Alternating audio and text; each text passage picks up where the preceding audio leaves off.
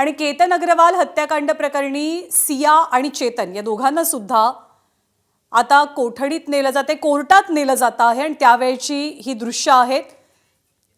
केतन अग्रवाल हत्या प्रकरणातले हे दोघे जण प्रमुख आरोपी आहेत। आज त्यांच्या पोलीस कोठडीची मुदत संपते, त्यामुळे दोघांना सुद्धा आज कोर्टात सादर केलं जाईल।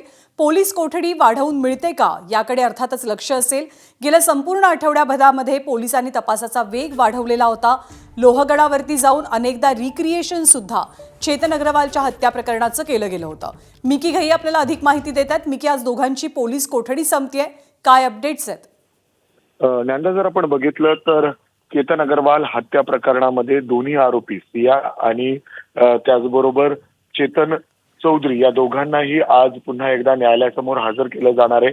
त्यासाठीच त्यांना आता पोलीस स्टेशनमधून काढून थेट कोर्टासमोर हजर केलं जाणार आहे। काही वेळातच त्यांना हजर केलं जाईल। आतापर्यंतच्या तपासात वेगवेगळ्या गोष्टी समोर आलेल्या आहेत।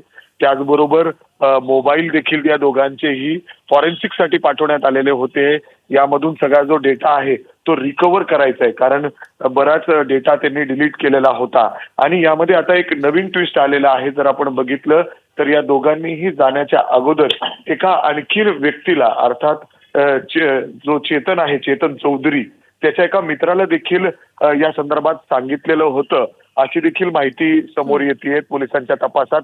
ते देखील त्याचा देखील आधार या ठिकाणी त्यांच्या पोलीस कोठडी वाढून मिळावा यासाठी केलं जाणार आहे। जर आपण बघितलं तर सियाला तिच्या घरी असेल, तिच्या ज्या कॅफेमध्ये त्यांनी हा संपूर्ण कट रचलेला होता, एवढंच काय तर ज्या ठिकाणी त्यांनी सराव देखील केलेला होता या दोघांनी मिळून, त्या ठिकाणी जाऊन पोलिसांनी पंचनामा केलेला आहे। पोलिसांनी वेगवेगळ्या गोष्टी घरातून जप्त केलेल्या आहेत, पंचनामा केलेला आहे। आणि त्याचबरोबर जो चेतन चौधरी आहे त्याला गडावर देखील घेऊन जाऊन त्या ठिकाणी देखील संपूर्ण रिक्रिएशन करण्यात आलेलं आहे। दोघांना समोरासमोर बसून वेगवेगळे प्रश्न असतील, बरोबर आहे। त्यामुळे या सगळ्या गोष्टींचा अधिक तपास करण्यासाठी, उलगडा करण्यासाठी पोलीस अर्थातच कोठडी वाढवून देण्याची मागणी करू शकतात।